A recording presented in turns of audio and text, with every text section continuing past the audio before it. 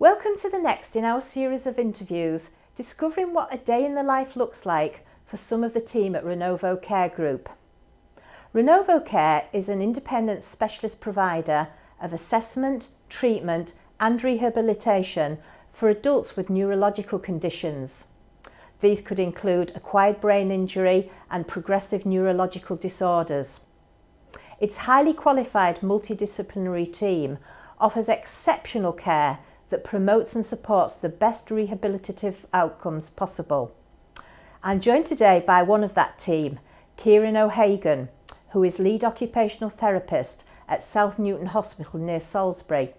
We'll hear about his working day and find out just how important occupational therapy is to his patients. Ciaran, welcome. Thank you. Firstly, for those who might be watching and might not know, just give us a brief overview. What is occupational therapy? Yeah, so occupational therapy, it is really hard to define in a quick, simple sentence. So occupational therapy, so it's a science-based kind of health and social care profession. And so we're really all about kind of occupation. And for us, the term occupation means everyday doing. Anything you need to do throughout your day. If you're struggling with that, may it be like a physical problem or a mental health problem, our job is to kind of empower that individual to kind of participate in the things that they want to do every day. It could be something as simple as getting washed and dressed. It could be something like returning to driving, returning to work. So anything that person is struggling with, it's our job to kind of empower them to overcome any barriers. Like I say, they may be physical barrier or a mental health barrier.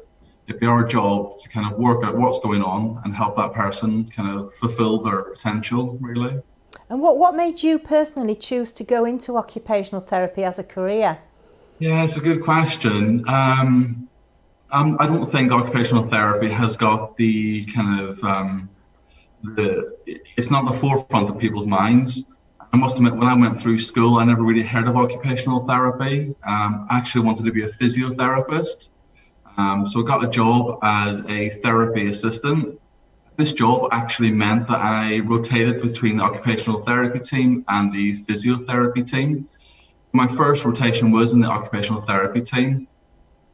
I was there for about 6 months, and then I realized actually what I thought physiotherapy was is actually what the occupational therapists do. So I really love that more, seeing the patient kind of not just in the hospital environment, but actually in their own homes as well, and in the other environments that they kind of have to, work in or live in. I really love that kind of client-centered ethos and just really trying to problem solve any issues that patients having. And I think that's kind of what occupational therapy does. We really try and problem solve and just empower people. And for me, it was just actually, this is what I want to do. This is it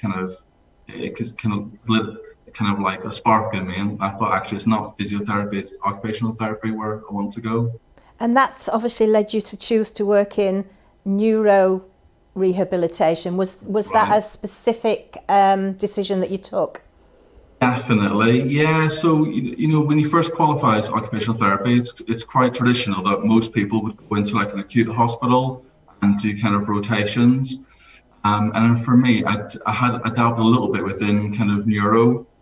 Again, it just sparked something in me. I thought actually this is kind of where I want to be. I really love the whole ethos about, where the brain works. I'm really interested in the brain. It's fascinating. And for me, it just sparked a massive interest. But actually, you see people who have quite severe disability because of kind of a brain injury, and actually you can see some improvements.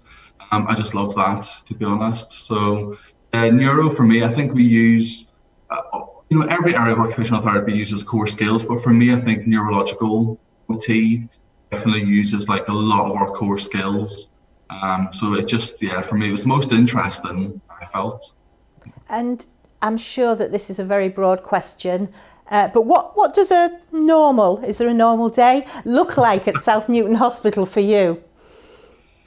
Exactly. No, there is no normal day. And that is the beauty of this profession, to be honest. No 2 days are the same.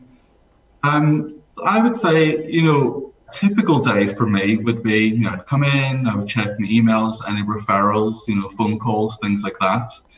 Then I would head straight onto the ward, and what we do here, actually, we timetable in our patients, so then each profession's got a fair chance of seeing that patient, and also we can time in some rest period. So I just follow whatever's on my timetable. That would particularly, go and see a patient, and we'll work on some goals. Very typical goal is to work on kind of independence with personal care. So things like an independent having a bath or a shower or a strip wash. So I would do a couple of what we call functional assessments. So go and see that patient, practice kind of their occupation, so their meaningful activity they want to work on, and do an assessment or some treatment plans. Other days I could be doing some cooking with a patient. If that's part of their goal, I'd be doing that with them. Or sometimes it would be things like access on public transport. I would be doing that as well. Or computer-based skills, really. Or some groups. So we would run like an upper limb group or a cooking group or like a coffee and conversation group as well. So yeah, there's no typical day, but I would say roughly that's what I've been involved in, kind of assessing, reviewing plans, writing care plans, participating in groups and doing reviews. And there's lots of kind of non-face-to-face stuff that we do as well, like report writing, care plan writing, liaising with all different professions and family members and things like that. So yeah, it's full on, but brilliant. A lot of it's obviously very hands-on with the patients. And do you work right across the patient group, or are there actually some conditions that benefit more from OT, or is it down to the individual patient and what they're trying to achieve? Exactly that, yeah. There's no condition that benefits more from OT than the other. I think as occupational therapists, our core skill is identifying any kind of barriers to that patient doing what they want to do. So whether it's a physical issue or a mental health issue, that covers the broad spectrum of conditions, really. So there's no one particular condition, I would say. It is up to the individual, really. I mean, the typical caseload I would see here are people who've had brain injuries. So that encompasses things like strokes or traumatic brain injuries, or things like brain tumors, those type of things, or any kind of like infections. So it'd be up to me to kind of have a chat with the patient and just kind of work out what they're struggling with, what they want to kind of be more independent with, and how satisfied they are currently with their performance with that activity. It's up to me then to break that down and find out exactly what is the barrier to them becoming independent. It could be a cognitive issue, it could be like a physical issue, or it could be like a psychological issue where they feel anxious about it, or something like that. So it's really up to me to work out what's going on. Generally, it's probably a combination of all three, to be honest. So with these lot of skills and kind of negotiation skills and working out what's the most pertinent one work on at that moment. So it's very interesting. And there must have been some ups and downs in your career, but have there been some real breakthrough moments that have just stayed with you, where you just know the incredible difference you've made to somebody's life? Definitely, yeah. I think we all live for those breakthrough moments, and when you get them, it's just fantastic. Like, you just kind of go home and you're still thinking about it that evening and the next day. Loads of examples, really. But one of the main ones, when I was quite new to working within neuro, I was asked to complete a capacity assessment on a patient who had a stroke. He was also, he had expressive aphasia. So I did the joint capacity assessment with the speech and language therapist. And we spent a lot of time just kind of, trying to communicate with this guy in multiple ways, offering him, giving him time to speak or say something, or giving him like multiple choice and getting to point to the answers. And That was really successful. We did manage to understand his capacity about his decision making for further care. At the end, he said to us, he said, "Thank you, listening." And for us, we just took that as if, he really thanked us for giving him the opportunity and the time to let him express how he's feeling. For me, that was just such a breakthrough moment because he was seen as being quite, expressively aphasic, and we were thinking, oh, he can't communicate much, but you could really tell he wanted to say those words and he was getting them out, For me, I really thought, oh, it was a brilliant moment. Another moment that I had was, again, working with a lady who had a stroke, fully independent prior to the stroke. And one of her goals was to get back to baking. She liked to bake cakes for her family. She struggled from a cognitive perspective, more from executive function, your higher level cognitive skills, where she struggled to kind of plan and organize and sequence. She wasn't always consistent, and sometimes she would forget steps and not be able to do some of her daily activities. So we had lots of sessions together. This is when I worked in the community team. And we actually then ended up devising like a step-by-step guide for her, because it was her own recipe. Like she could just follow it from her head, didn't need to follow a recipe book. So we broke down the step-by-step guide of how to bake this cake with pictures as well, just to kind of help her with her decision making. Actually, after a couple of sessions, she was able to make that cake independently. So for me, that was brilliant. It seems so simple, just baking a cake, but there are so many skills involved in that. A lot of cognitive skills, you need your physical skills. So for me, I had to really pick what was going on, what was the barrier to her becoming independent. And it was definitely more the planning, organising and sequencing. But this checklist kind of assisted her with it, because she could see step one, do this, step two, do this. So she was able to plan, organise and sequence following this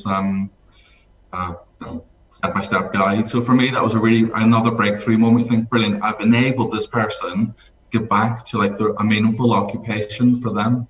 Yeah, it's bringing the person back as much to the person as they were before their injury or illness as you possibly can. Yeah, because imagine being independent with something and loving something, and then suddenly not being able to do it. How is that going to make you feel? You're going to feel frustrated. Your feelings of self-worth are going to deteriorate. So it's really important to kind of get people's skills back up again and just kind of enable them as much as possible. Just that sense of well-being as well. It's really important. And occupational therapy, you've told us a lot about the activities that you do and how you work with the patients. Is it always evolving? And do you think actually going forward treatment methods will continue to improve, to get better and to be different in the future? Absolutely.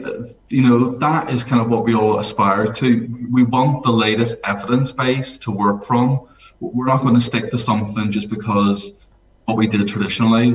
We are a very progressive profession, and like every other profession as well, we work on the latest evidence base, really. So where some of the new evidence is coming from in terms of kind of upper limb management, now a bit more of a sway towards a movement science approach. And for me, that's really exciting. It's a new area. It's different thinking than we did have, say, 10 years ago, when it's all more about kind of normal movement patterns. Now we're really about actually getting more of a movement science approach, where you're trying to get kind of rebuild those muscles so we can get the kind of upper limb working again. Another really exciting technology that's coming through now is robotics. So that's been emerging for the past couple of years, and I really see that kind of ramping up over the next couple of years as well. That kind of ties in along with the movement science approach, where we want this kind of, we realize, always realized, but now I think it's come to the forefront that actually seeing a patient for say 1 hour a day isn't really enough for the rehab. So we really, for the outcomes really, we want now to kind of empower patients to be doing the rehab outside of our sessions as well. That's kind of where robotics can come into. So we'll see our patients, see them for the hour or so, but then we want them to be able to go and do things independently. That's where you get this whole idea of kind of like having like gyms in the hospital, so people then can go and practice kind of what we've been practicing in the therapy sessions, practice it outside as well. So get those repetitions up, then you're getting better outcomes as well. Another thing is virtual reality. That's becoming a new. There's evidence base behind that as well, and that's quite exciting. I don't know loads about that, but I'm really keen to explore. I know there's kind of conferences popping up here, then everywhere, and there's lots of kind of VR, like virtual reality, happening now. So that's something I want to look into a bit more. So yeah, occupational therapy is always evolving. We've always got our core skills, but we build upon those really. But, yeah, exciting. The future. It's always changing. It's nice to kind of sometimes it's daunting trying to keep up with everything, but we're all in the same boat together. So. Well, thank you, Ciaran. That was an amazing and really fascinating insight into the world of occupational therapy. If you want to know more about Renovo Care Group, its hospitals, and the treatment and therapy it offers, the website address is on the screen now.